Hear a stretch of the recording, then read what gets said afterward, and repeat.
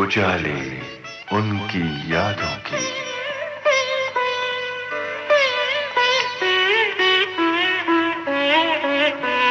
उजाले उनकी यादों की।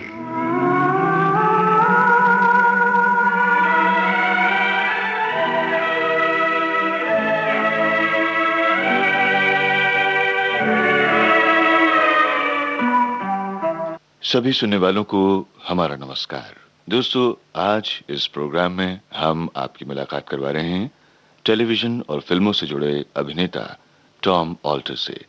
आपसे बातचीत की है अनुपमा सिंह ने। तो श्रोताओं, परंपरा को निभाते हुए आज हम बात करेंगे थिएटर, फिल्म जगत और टेलीविजन की दुनिया के जाने माने एक्टर टॉम ऑल्टर से। टॉम जी, नमस्कार। नमस्कार। आपका स्टूडियो में बहुत बहुत स्वागत है। और अपने श्रोताओं को हम पहले ये बता दें, फिर वैसे तो वो आपके नाम से जान ही गए होंगे। जी हाँ, वही अंग्रेज जो टूटी फूटी हिंदी बोलता है। नाम, शक्ल और पर्सनालिटी से अंग्रेज लेकिन दिल से सच्चे हिंदुस्तानी टॉम ऑल्टर का यूं परिचय कराना तो काफी इंटरेस्टिंग लग रहा है। लेकिन मन में उत्सुकता है ये जानने की कि ये सफर शुरू कैसे हुआ। चलिए, मुझे पता है कि ये सफर बहुत लंबा है, मैं आपके लिए आसान कर देती हूँ। अब कितना लंबा है वो मत बताइए प्लीज। नहीं, ये बताइएगा, बिल्कुल नहीं बताऊंगी। लेकिन आप मुझे ये बताइए, जब आपने इस दुनिया में आने की सोची, जब आपने FTI इंस्टीट्यूट पुणे ज्वाइन किया। मैंने सन 72 में फिल्म इंस्टीट्यूट ज्वाइन किया था और एक्चुअली इस जगत का सफर तब शुरू हुआ था सन 72 से। 2 साल वहां रहा मैं पुणे फिल्म इंस्टीट्यूट में। बहुत अच्छा रहा, बहुत मजा लिया, बहुत कुछ सीखने को मिला।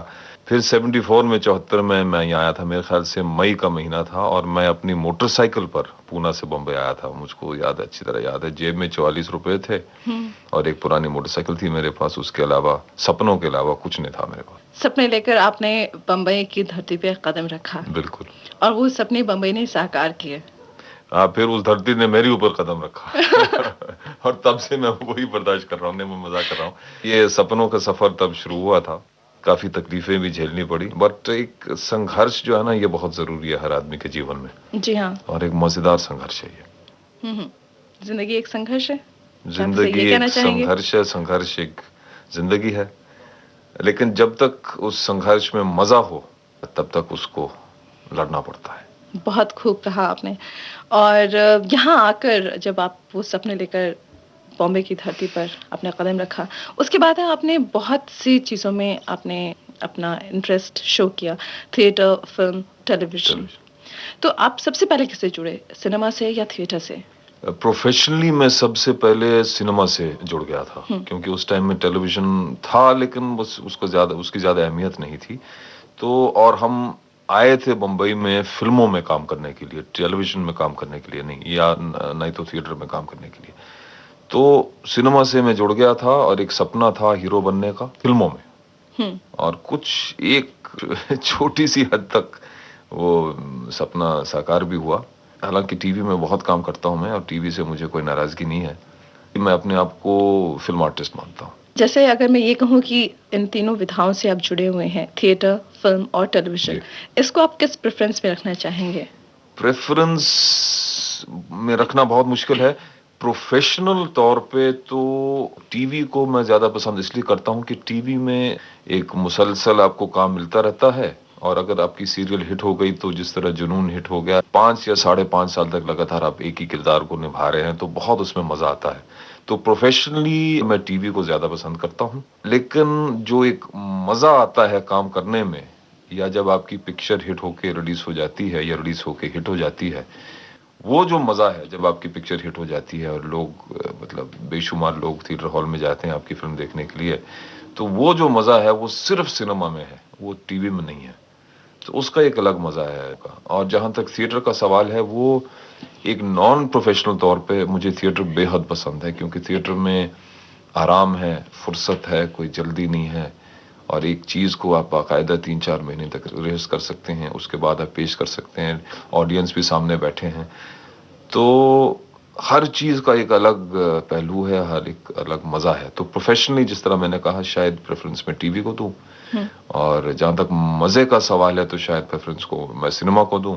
और जहां तक पर्सनल एक तसल्ली या सेटिस्फेक्शन का सवाल है, तब मैं शायद प्रेफरेंस दूं थिएटर को। चलिए, वेल, अभी हमने एक ही पहलू टच किया है टॉम ऑल्टर का। लेकिन आगे बढ़ने से पहले आप ही की पसंद का एक गीत हो जाए। बिल्कुल हो जाए, तो बिल्कुल सबसे हो पहले जाए। कौन सा गीत आप सुनाना चाहेंगे? ये गीत मुझे इतना पसंद है कि नाम लेते वक्त भी मजा आता है। ये दुनिया ये महफिल मेरे काम की नहीं। ये दुनिया ये महफिल मेरे काम की नहीं, मेरे काम की नहीं। ये दुनिया ये महफिल मेरे काम की नहीं, मेरे काम की नहीं। ये दुनिया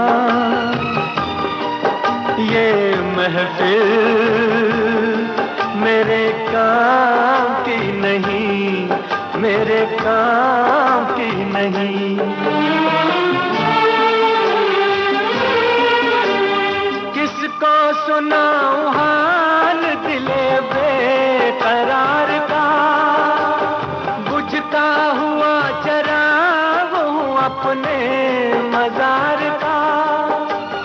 ऐ काश भूल जाऊं मगर भूलता नहीं, किस धूम से उठा था जनाजा बहार का। ये दुनिया ये महफिल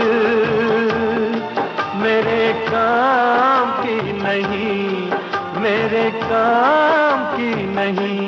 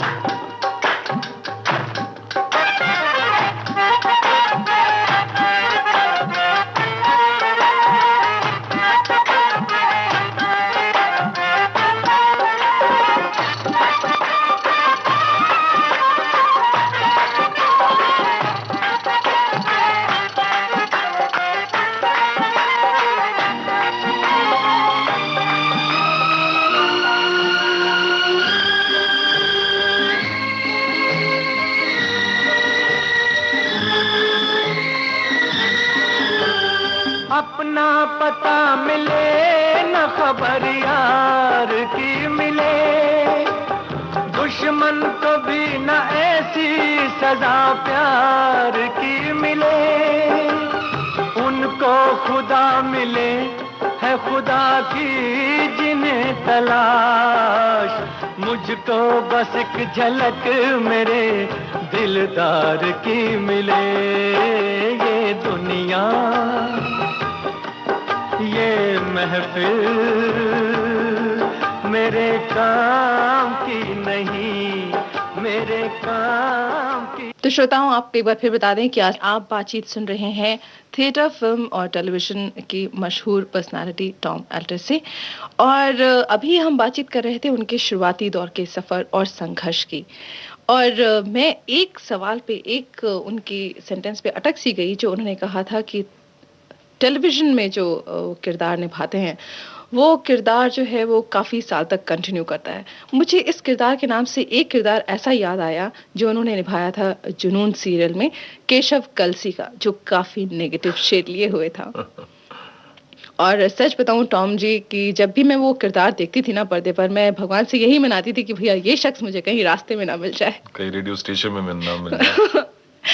लेकिन मैं आपसे सिर्फ ये पूछना चाहूंगी, ऐसा नेगेटिव शेड निभाते हुए कभी आपको ये नहीं लगा कि ये नेगेटिव शेड आपकी अपनी पर्सनल लाइफ में आपको कुछ डिस्टर्ब कर रहा है? बहुत सही एक सवाल है।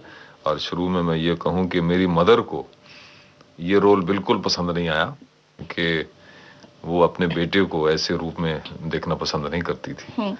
तो उससे मुझको एक अंदाजा मिला कि हाँ, शायद ऐसा हो सकता है कि कैरेक्टर या किरदार जो है वो निजी जिंदगी के ऊपर हावी हो जाए। लेकिन अंत में ऐसा नहीं होता है। लेकिन ये जरूर है कि आदमी जब कोई किरदार निभाता है तो वो अपनी निजी जिंदगी से कुछ ऐसे पहलू, कुछ ऐसी बातें निकाल कर उस किरदार के अंदर डालने की कोशिश करता है। तो ये जरूर है कि केशव कलसी का जो किरदार है, मेरे अंदर जब मैंने वो शुरू किया था कैरेक्टर, तो मेरे अंदर कुछ थोड़ा सा गुस्सा था और एक जिद थी मेरे अंदर दिखाने की कि मैं इस तरह का रोल कर सकता हूं। तो ये थोड़ा सा गुस्सा था, थोड़ी सी जिद थी, तो मैंने अपनी जिंदगी से ये चीजें निकाल कर उस कैरेक्टर के अंदर डाल दी।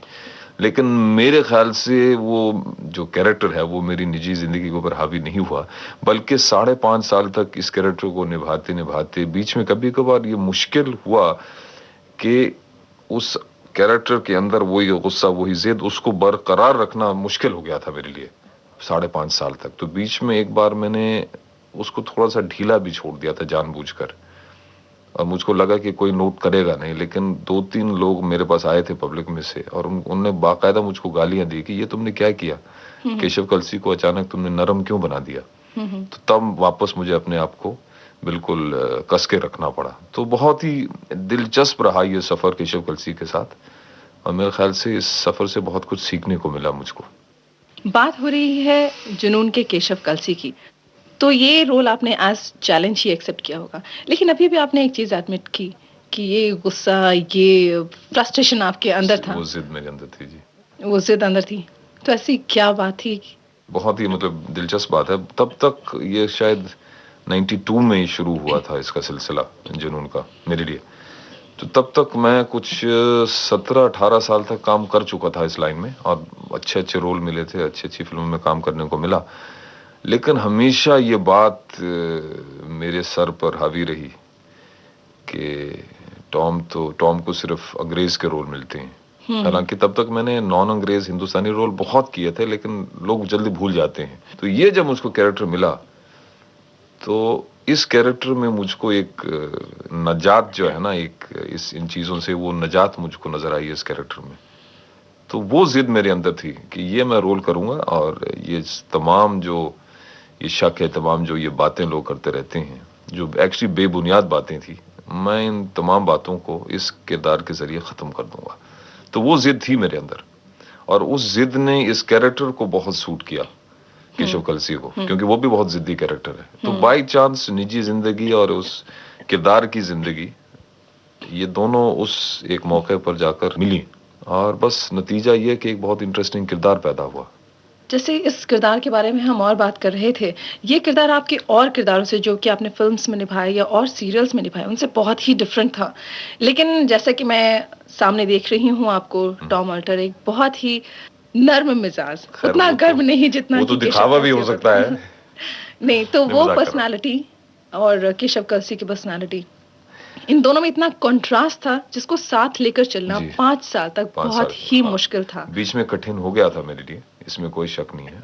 लेकिन अगर हम उस कैरेक्टर को गौर से देखें, खैर अपनी मतलब छोटा मुंह और बड़ी बात, लेकिन उस कैरेक्टर में भी, केशव कलसी के कैरेक्टर में पहलू बहुत थे, और नेगेटिव होते हुए भी वो कैरेक्टर बहुत पॉपुलर हुआ।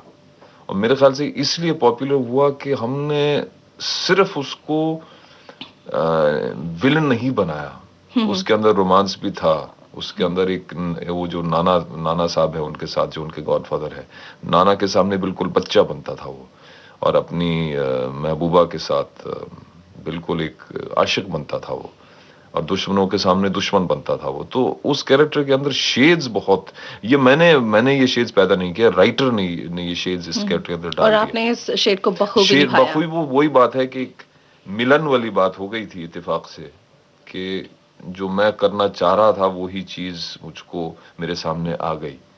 तो बस एक बहुत ही सुंदर, बहुत ही खूबसूरत मिलन हुआ, और फिर आगे बस चलता रहा। चलिए, तो ये किरदार जो है, जो ये देखने वालों के दिमाग में आज तक वैसे ही ताजा है। ऐसा कोई और किरदार जो आपने फिल्मों में निभाया हो, जो आपको भी लगता हो कि ये बहुत ही डिफरेंट था टॉम ऑल्टर की पर्सनालिटी से? राज कपूर की एक बहुत ही मशहूर फिल्म थी राम तेरी गंगा मैली, जी हाँ। उसमें मैंने मंदाकिनी के ब्रदर का रोल किया था। एक पहाड़ी आदमी है, वो भी हिंदुस्तानी रोल, और ये जुनून से बहुत पहले। लेकिन जिस तरह मैंने कहा, लोग जल्दी भूल जाते हैं। खैर कोई बात नहीं, कोई शिकायत नहीं है। वो रोल मुझे बहुत बहुत पसंद आया, क्योंकि वो अपनी जान की कुर्बानी देता है मैं अपनी बहन के लिए।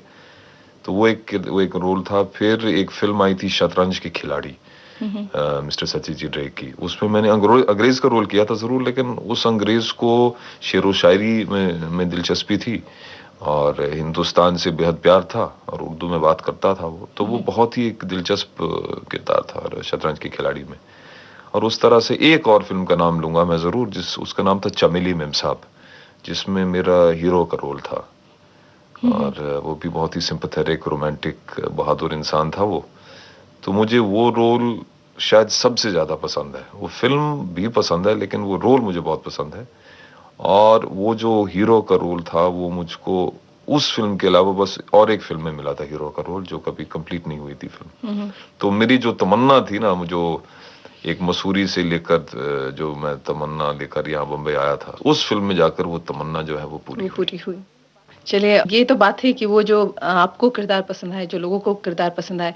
लेकिन अब मैं बात करूंगी उस किरदार के बारे में जो मुझे बहुत पसंद आया, लेकिन इस गीत के बाद। और अब आप बताइए कि आप अपनी पसंद का और कौन सा गीत प्ले करना चाहेंगे? ये भी मतलब हमारे जमाने की, यानी कि पुराने जमाने की बात है। ये फिल्म है तीसरी कसम, राज और कपूर, वहीद रहमान। बहुत ही कमाल की फिल्म है, और उसमें बहुत से अच्छे गाने हैं, लेकिन एक गाना मैंने चुना है, दुनिया बनाने वाले काहे को दुनिया बनाया। दुनिया बनाने वाले क्या तेरे मन में समाई, काहे को दुनिया बनाई तूने, काहे को दुनिया बनाई। दुनिया बनाने वाले क्या तेरे मन में समाई, काहे को दुनिया बनाई तूने, काहे को दुनिया बनाई।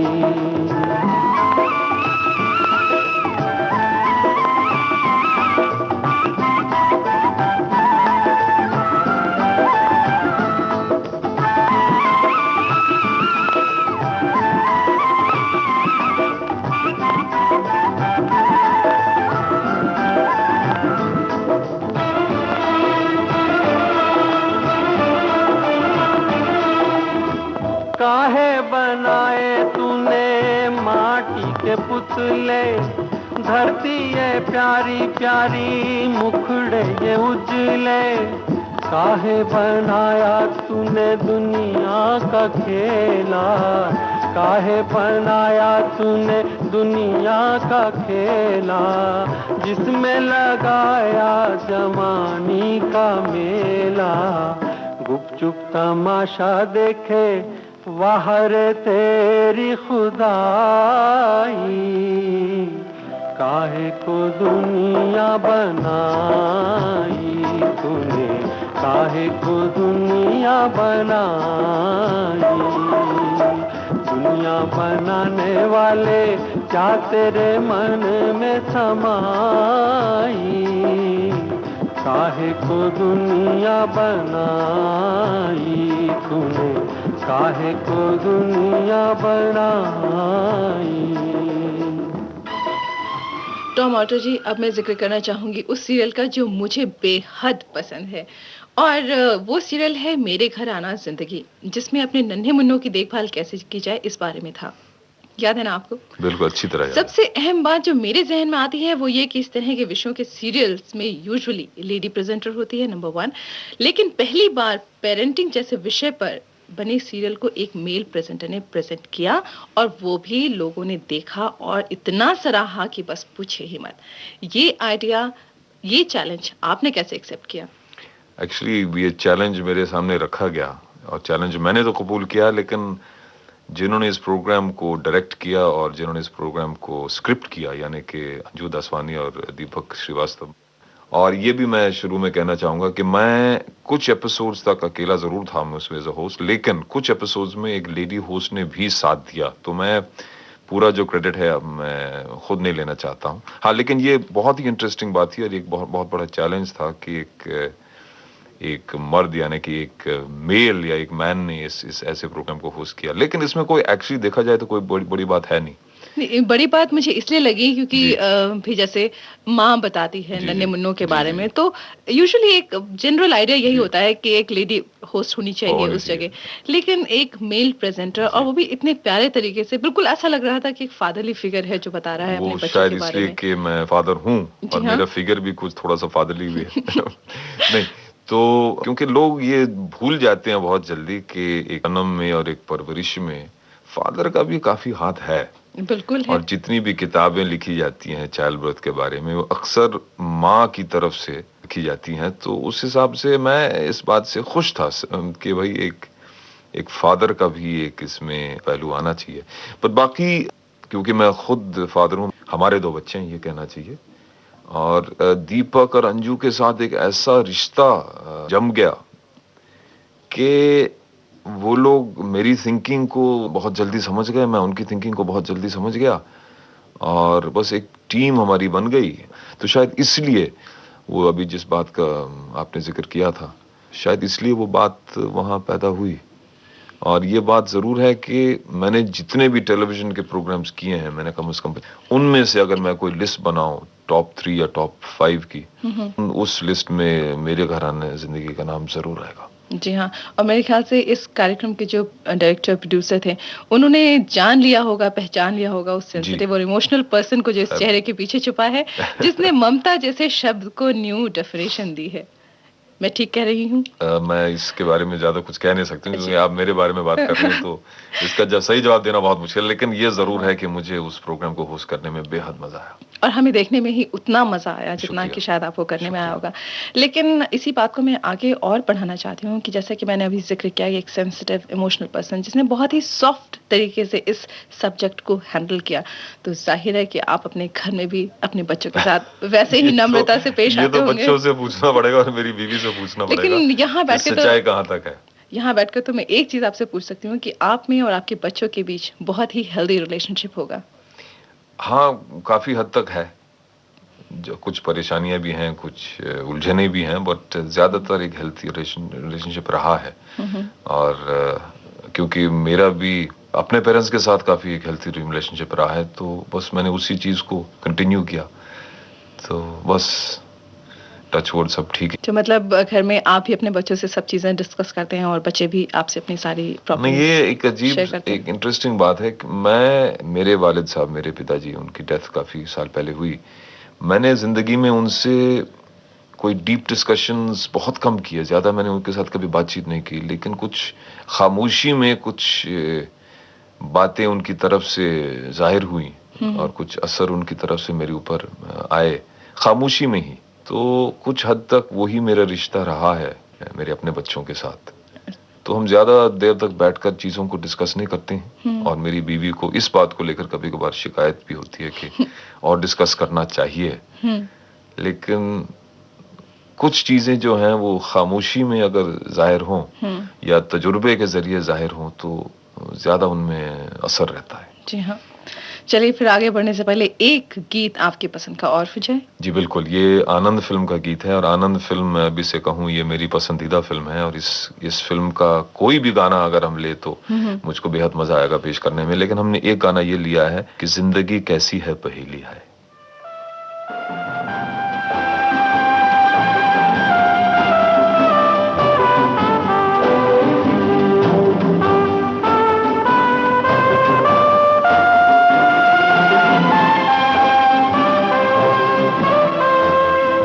जिंदगी कैसी है पहेली हाय, कभी तो हंसाए कभी ये रुलाए। जिंदगी कैसी है पहेली हाय, कभी तो हंसाए कभी ये रुलाए।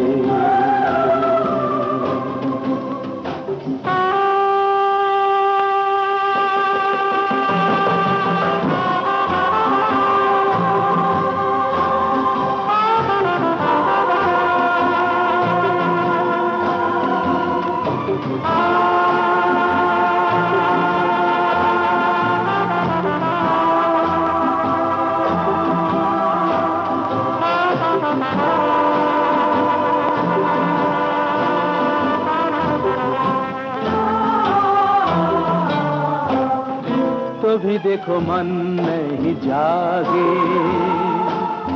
पीछे पीछे सपनों के भागे, तो भी देखो मन नहीं जागे, पीछे पीछे सपनों के भागे। एक दिन सपनों का राही चला जाए सपनों से आगे कहाँ। जिंदगी कैसी है पहेली हाय, कभी तो हंसाए कभी ये रुलाए।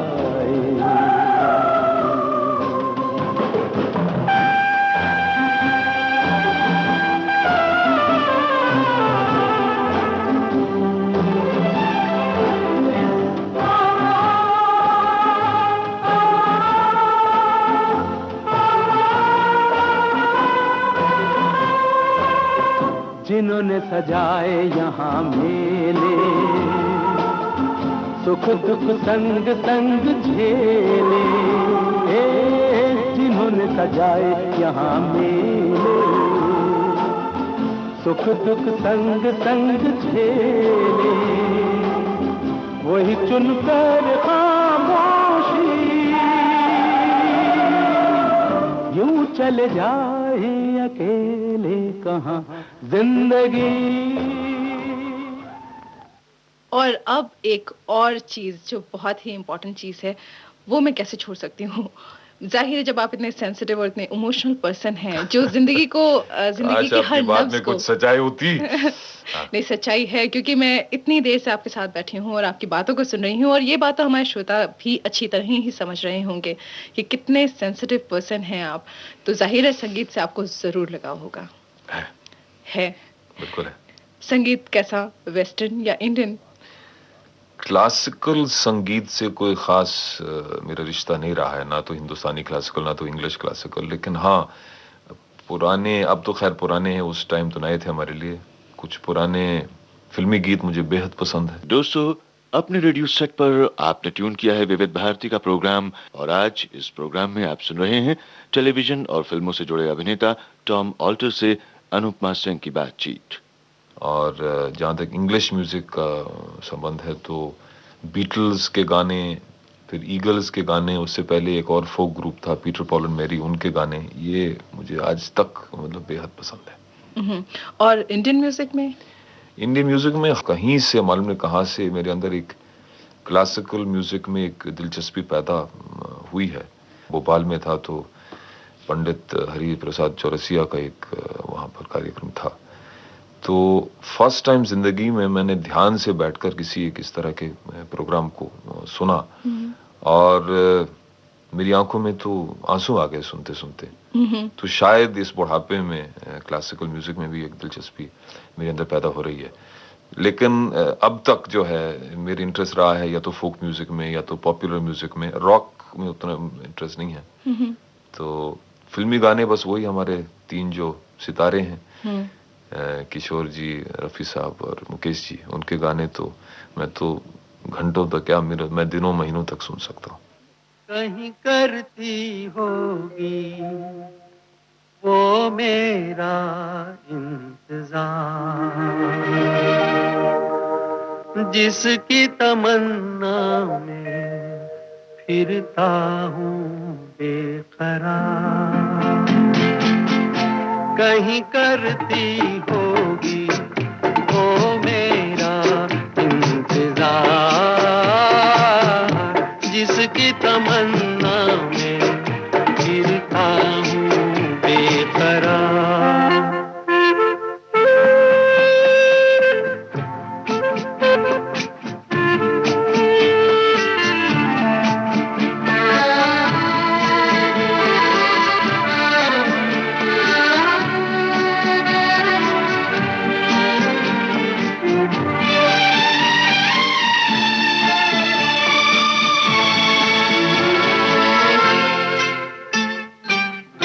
दूर जुल्फों की छाँवों से कहता हूँ मैं हवाओं से, उसी बुत की अदाओं के अफसाने हजार,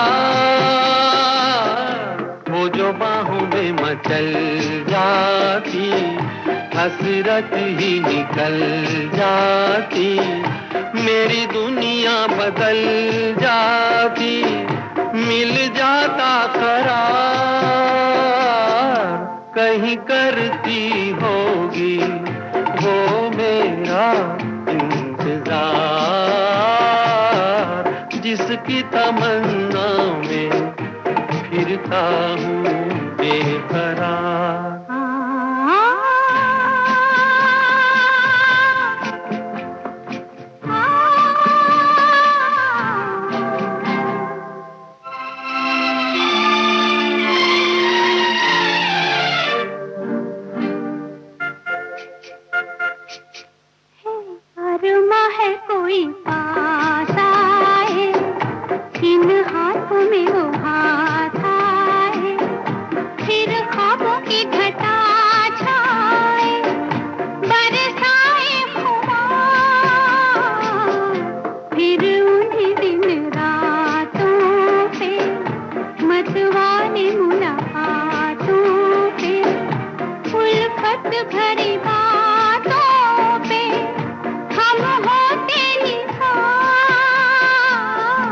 कहीं करती होगी वो मेरा इंतजार, जिसकी तमन्ना में फिरता हूँ बेकरार, जिसकी तमन्ना में फिरता हूँ बेकरार। लेकिन इसके अलावा जिंगल्स आए हैं, उनमें आपको कौन पसंद है?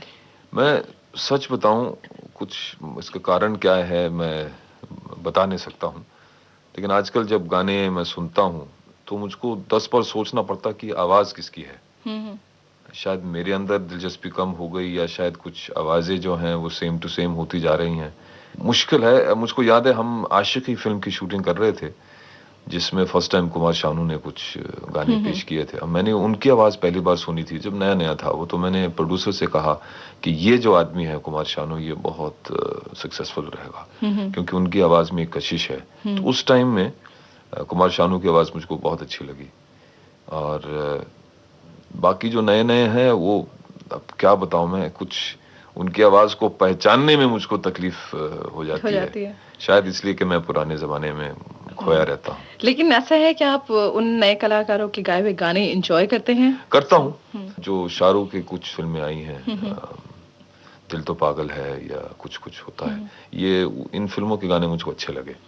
शायद इसलिए अच्छे लगे कि उनमें फिर वही रंग आया है, 1970s या लेट 60s अर्ली 70s का वही रंग, वही कशिश वापस आ गई। बिल्कुल सही बात कही आपने, क्योंकि हमारी फिल्मी दुनिया ने एक दौर देखा है गोल्डन एरा फिल्म संगीत का, जिसमें ऐसे मेलोडियस गाने दिए गए हैं जिनको आज भी हम भी सुनते हैं और नए बच्चे भी सुनते हैं, सब उतना ही एंजॉय करते हैं। तो कुछ हद तक वो चीज वापस आ गई है। वापस आ गई है। वैसे इसका श्रेय आपके हिसाब से किसको जाना चाहिए, म्यूजिक डायरेक्टर को या लिरिसिस्ट को या सिंगर्स को? आई थिंक लिरिसिस्ट का जो हाथ है वो पहले बहुत ज्यादा भारी था, अब लिरिसिस्ट का उतना हाथ रहा नहीं। तो मेरे ख्याल से अगर लिरिसिस्ट का हाथ वापस उसी तरह हावी हो जाए तो गाने भी अच्छे बनेंगे। बाकी सिचुएशन के हिसाब से पहले मतलब गाने ज्यादातर बनते थे, अब गाने पहले बनते हैं और सिचुएशन बाद में बनते। तो मेरे ख्याल से ये एक और कारण है कि ये आजकल के गाने हमको ज्यादा दिनों तक याद नहीं रहते, क्योंकि वो फिल्म के साथ या सिचुएशन के साथ जुड़े होते नहीं है। तो ये कारण है? एक कारण हो सकता है, ये और भी कारण है, लेकिन ये एक कारण है। और इसी बात को सुनते सुनते मुझे याद आ रही थी एक और बहुत ही खूबसूरत मूवी, नाम है जिसका अमर प्रेम। हो मैं जल्दी से एक बात बताता हूँ। अमर प्रेम दिल्ली में लगी थी, हम मसूरी में थे उस टाइम। तो मसूरी में फिल्में बहुत बाद में लगती हैं, पहले देहरादून आती है, फिर धीरे धीरे मसूरी आ जाती है।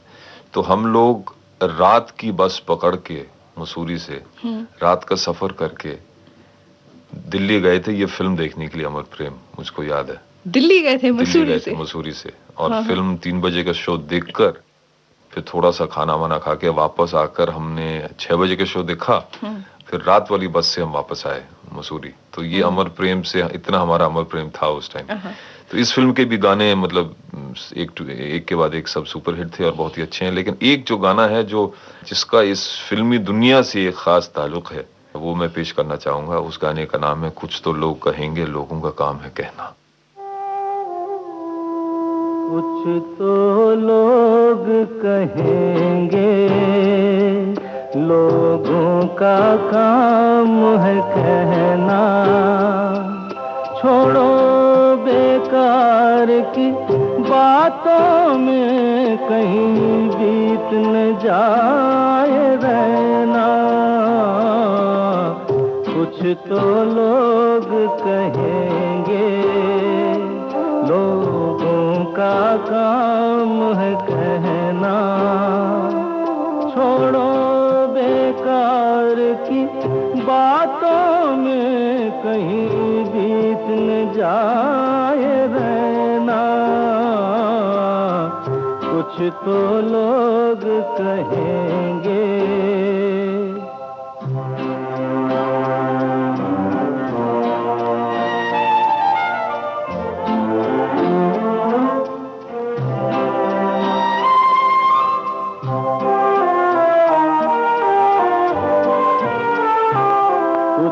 रीत जगत की ऐसी है, हर एक सुबह की शाम हुई।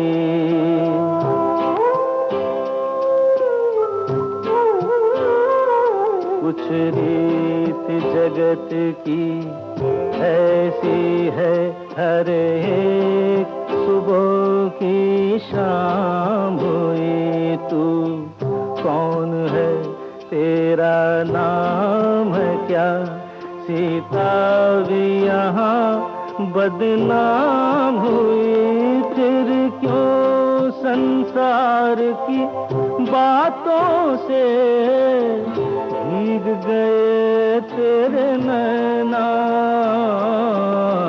कुछ तो लोग कहेंगे, लोगों का काम है कहना, छोड़ो बेकार की बातों में कहीं बीत न जाए रहना। कुछ तो लोग कहेंगे।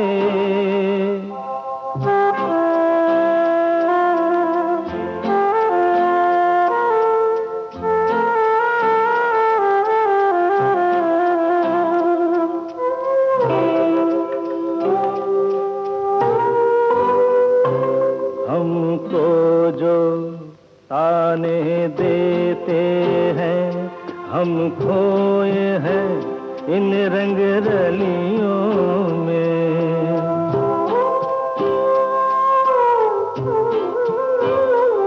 हमको जो ताने देते हैं, हम खोए हैं इन रंग रलियों में। हमने उनको भी छुप छुप के आते देखा इन गलियों में। ये सच है, झूठी बात नहीं, तुम बोलो ये सच है ना।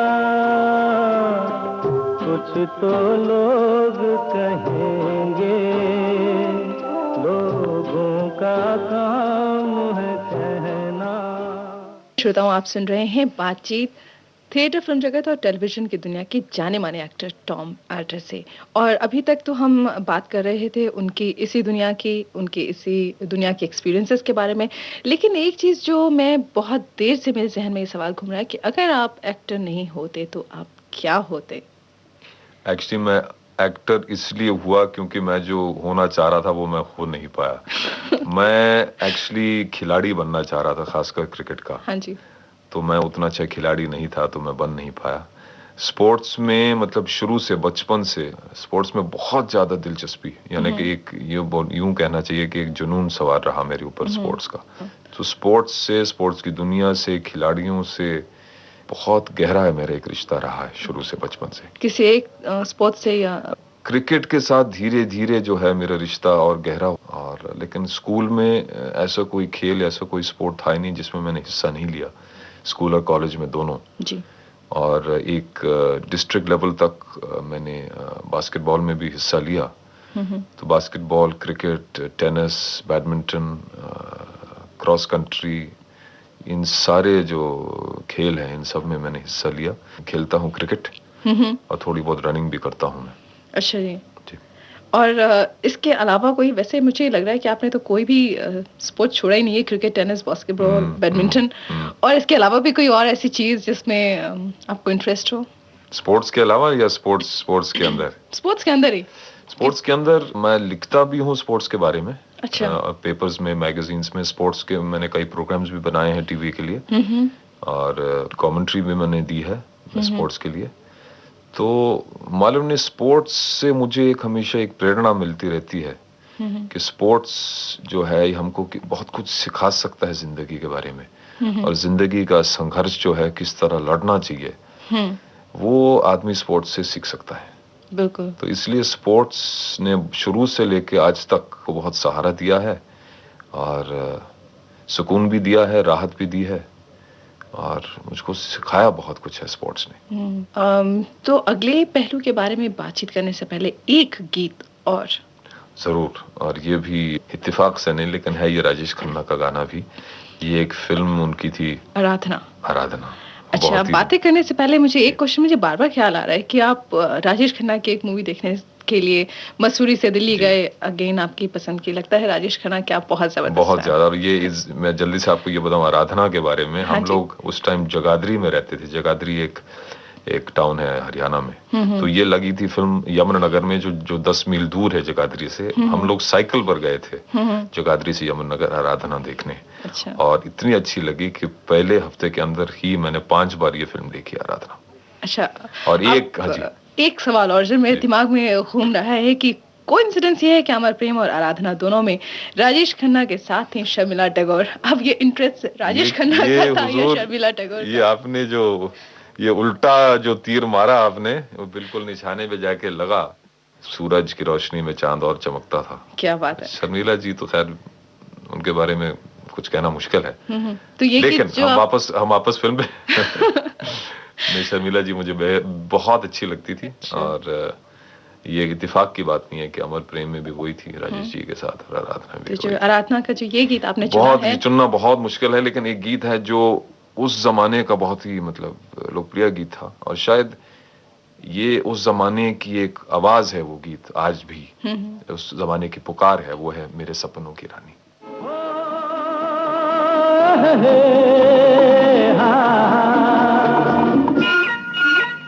मेरे सपनों की रानी कब आएगी तू, आए रुत मस्तानी कब आएगी तू, बीती जाए जिंदगानी कब आएगी तू, चलिया तू चलिया। मेरे सपनों की रानी कब आएगी तू, आए रुत मस्तानी कब आएगी तू, बीती जाए जिंदगानी कब आएगी तू, चलिया तू चलिया।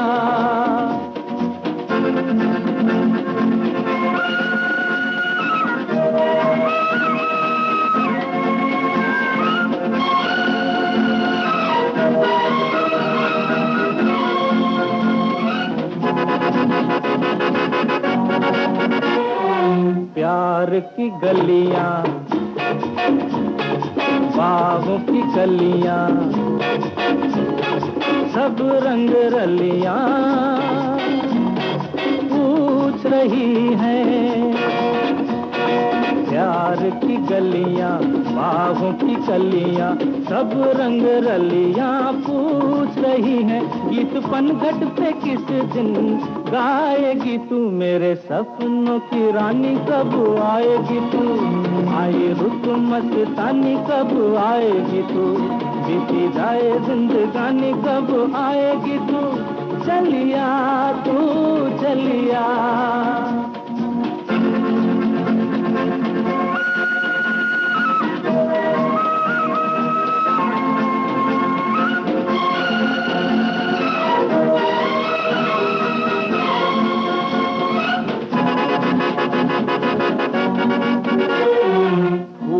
सी खिल के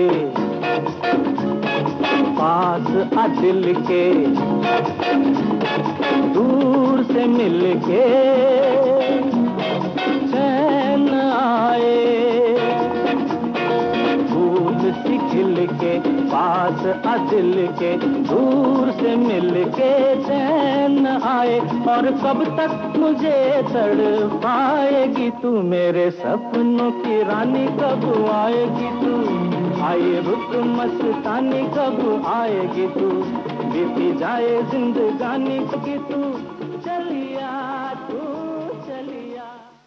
टॉम ऑल्टर जी, अभी हमारी इतनी सारी बात, एक जो बार बार सेंटेंस मेरे दिमाग में आता है और फिर कहीं खो जाता है आपकी बातें सुनकर, वो उर्दू। उफ, काबिले तारीफ है। आप ये बताएं कि ये आपने कैसे पिकअप किया, क्योंकि यूजुअली लोग अपने बोलचाल की भाषा में इतना उर्दू यूज नहीं करते और इतनी साफ उर्दू नहीं बोलते। अब जहाँ तक हिंदी या हिंदुस्तानी का सवाल है, मैं तो, मेरी पैदाइश तो मसूरी के, यूपी के है। और जिस जमाने में मेरी पैदाइश हुई, यूपी के उस इलाके में लोग या तो हिंदुस्तानी में बात करते थे या तो उर्दू में। हिंदी तो उस इलाके में बाद में आई। मैं वेस्टर्न यूपी की बात कर रहा हूँ, मसूरी देहरादून के इलाके की बात कर रहा हूँ। और बचपन में मेरे वालिद साहब उर्दू लिखते भी थे, पढ़ते भी थे, बात भी करते थे उर्दू में। तो शुरू से मेरे अंदर एक बहुत ही एक दिलचस्पी रही, एक शौक रहा उर्दू सीखने का। हिंदी तो हमने स्कूल में सीखी थी। तो मैं जब पूना आया था सन 72 में फिल्म इंस्टीट्यूट में, मैंने कहा मैं इस शौक को अब मतलब उसको एक अंजाम भी दूं। तो मैंने मेरे एक दोस्त वहाँ बने, मोहम्मद रफीक, तो उन्होंने मुझको उर्दू सिखाना शुरू किया पूना में 2 साल तक। फिर मैं यहाँ आया तो मेरी खुशनसीबी ये रही कि उस्ताद जालिब साहब से मेरी एक मुलाकात हुई। बहुत जाने माने उस्ताद थे उर्दू के। तो 5 या 6 साल तक मुसलसल मैं जालिब साहब के साथ उर्दू सीखता रहा।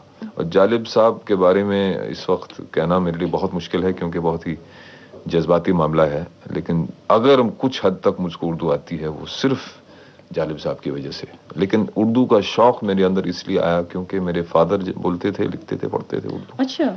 और जिस तरह मैंने पहले भी कहा कि यूपी के उस इलाके में जहाँ मेरी परवरिश हुई, उस जमाने में उर्दू या हिंदुस्तानी जबानें चलती थी, हिंदी बाद में आई।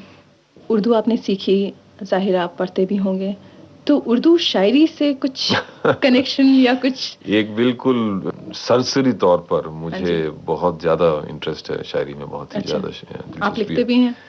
लिखने की गुस्ताखी करता हूँ कभी कभार। लोग एक्चुअली शायरी करते हैं, मैं तो कर नहीं पाता हूँ। मैं लिख पाता हूँ थोड़ा बहुत, लेकिन बहुत ही, अब क्या लफ्ज मैं इस्तेमाल करूं, उस शायरी में कोई बात है नहीं। लेकिन शायरी सुनने में, पढ़ने में मुझको बहुत अच्छा लगता है मुझको। तो जैसे आपने कहा कि लोग शायरी लिखते हैं, मेरे ख्याल से शायरी वही लिख सकता है जो इंसान जज्बाती होता है, जो अपने जज्बात को कलम के जरिए कागज पे उतार सकता है। जो जिनके अंदर वो काबिलियत हो। हाँ। मैं तो कुछ लिखने की कोशिश करता हूँ। अच्छा। शकील बदाऊनी एक शेर है, अगर वो जाने माने शायर थे, उन्होंने लिखा कि शकील दिल हूँ मैं, हूँ मोहब्बतों का राजदां, मुझे फख्र है मेरी शायरी मेरी जिंदगी से जुदा नहीं। वाह, बहुत। यानी कि शायरी और जिंदगी अगर जुदा यानी कि अलग अलग रहें तो तब आदमी शायरी नहीं कर पाता। शायद शायरी लिख पाता हो लेकिन कर नहीं पाता हो। जब शायरी और जिंदगी दोनों मिल जाती हैं तब एक जो है आदमी वो शायरी कर सकता है।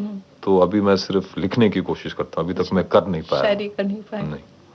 अच्छा, तो एक गीत और जो आपको बेहद पसंद हो, जो आपके दिल को छू कर गया हो। बहुत अच्छे। और ये राजेश खन्ना का नहीं, ये राज कपूर का है। अच्छा जी। और फिल्म है संगम, और एक कमाल का गाना है संगम में।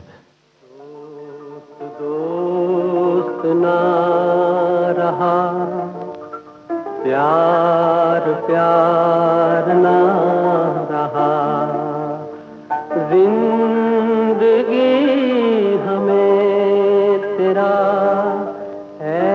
एतबार ना रहा, एतबार ना रहा। दोस्त दोस्त ना रहा, प्यार प्यार ना रहा, जिंदगी हमें तेरा एतबार ना रहा, एतबार ना रहा।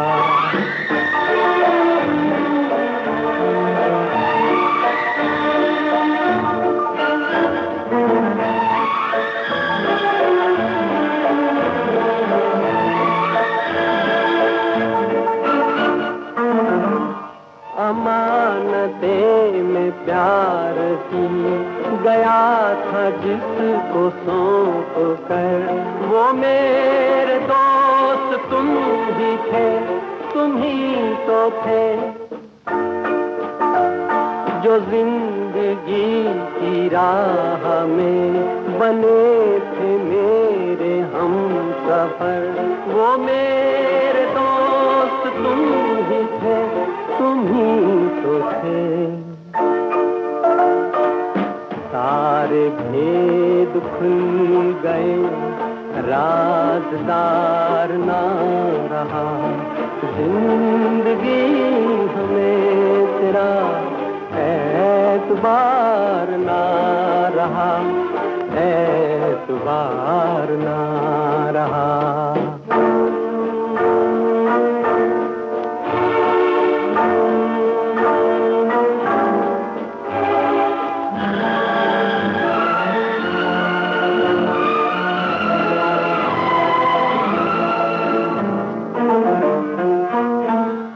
गले लगी सहम सहम, भरे गले से बोलती, वो तुम न थी तो कौन था, तुम ही तो थी।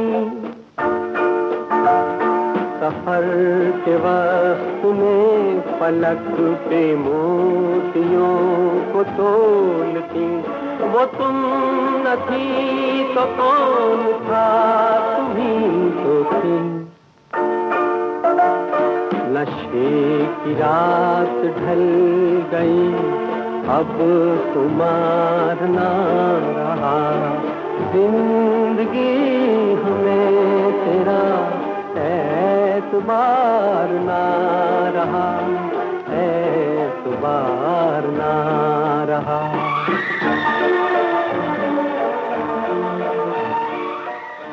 टॉम ऑल्टर जी, अभी तक की बातचीत में हमने काफ़ी चीज़ें कवर की, फिल्म, टेलीविज़न, स्पोर्ट्स, म्यूज़िक, लेकिन एक चीज़ जो लग रहा है जिस पे हमने ख़ास ख्याल नहीं दिया, वो है थिएटर। थिएटर से जुड़े अपने कुछ एक्सपीरियंस के बारे में बताइए। थिएटर एक ऐसी चीज़ है, बहुत ही एक निजी चीज़ है, पर्सनल चीज़ है। और थिएटर में इसलिए मैं करता हूँ, ज़्यादातर पैसे के लिए तो मैं करता नहीं हूँ थिएटर।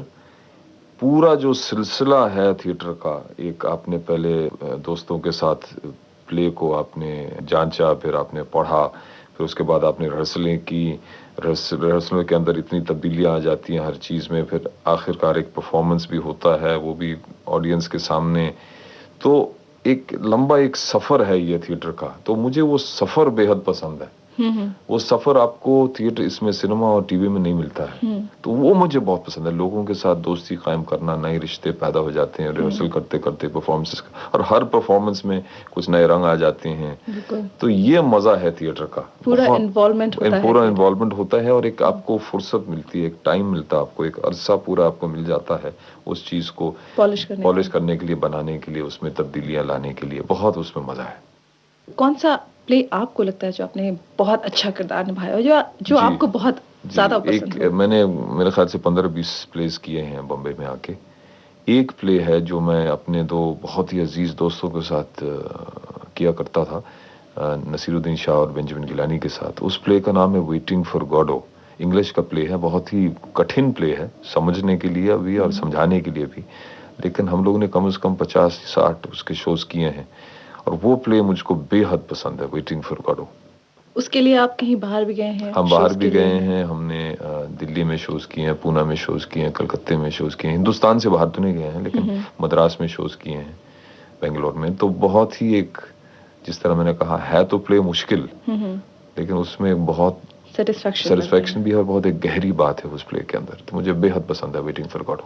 अच्छा जी, और एक गीत हो जाए इसी बात पर, आपकी पसंद का? जी बिल्कुल। जो फिल्म मेरा नाम जोकर से एक गीत है, और ये इत्तेफाक की बात नहीं है कि गॉडो में जो दो मेन किरदार है, नसीर और बेन, उन दोनों के कैरेक्टर भी एक हद तक जोकर्स हैं। तो ये गाना है उसी फिल्म का, कहता है जोकर सारा जमाना। कहता है जोकर सारा जमाना, आधी हकीकत आधा फसाना। चश्मा उतारो फिर देखो यारो, दुनिया नई है चेहरा पुराना। कहता है जोकर सारा जमाना, आधी हकीकत आधा फसाना। कहता है जोकर।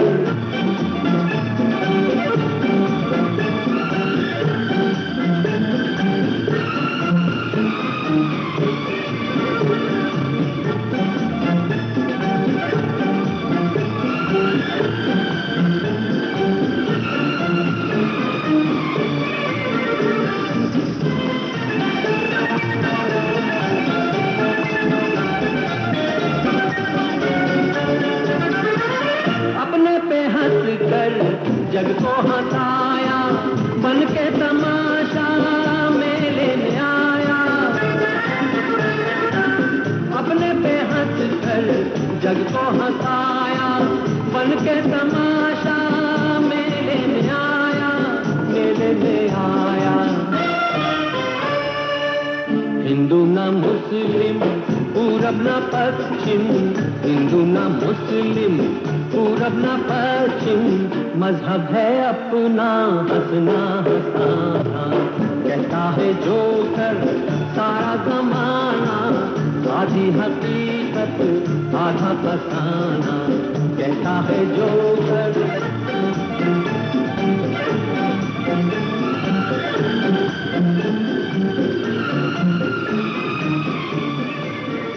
टॉम ऑल्टर जी, एक आखिरी सवाल और मैं आपसे पूछना चाहूंगी। थिएटर, फिल्म, टेलीविजन, इसके अलावा स्पोर्ट्स और म्यूजिक, इन सब में आप बहुत बिजी रहते होंगे, लेकिन इन सब के बावजूद अगर आपको खाली समय मिले तब आप क्या करते हैं? मैं सोता बहुत हूँ। नहीं मैं लिखने की कोशिश करता हूँ। लिखना मुझे बेहद पसंद है। हाँ और जी। हमारे खानदान में राइटर्स बहुत हैं। टॉम ऑल्टर जी, आज बहुत अच्छा लगा आपसे बातचीत करके। विविध भारती के स्टूडियो में आने के लिए आपका तहे दिल से शुक्रिया। अनुपमा जी, मुझे यहाँ बुलाने के लिए तहे दिल से और भी बहुत बहुत शुक्रिया। और जो सुनने वालों ने मुझको बर्दाश्त किया इतने समय तक, उनका भी मैं बहुत बहुत शुक्रगुजार हूँ। इस प्रोग्राम में आज आप सुन रहे थे टेलीविजन और फिल्मों से जुड़े अभिनेता टॉम ऑल्टर से अनुपमा सिंह की बातचीत। इस कार्यक्रम के निर्माण में तकनीकी सहयोगी थे मिलिंद जोशी। प्रस्तुति सहयोग वीणा राय सिंघानी का था और विविध भारती की ओर से इसे आपकी सेवा में प्रस्तुत किया शकुंतला पंडित ने। उजाले उनकी यादों के।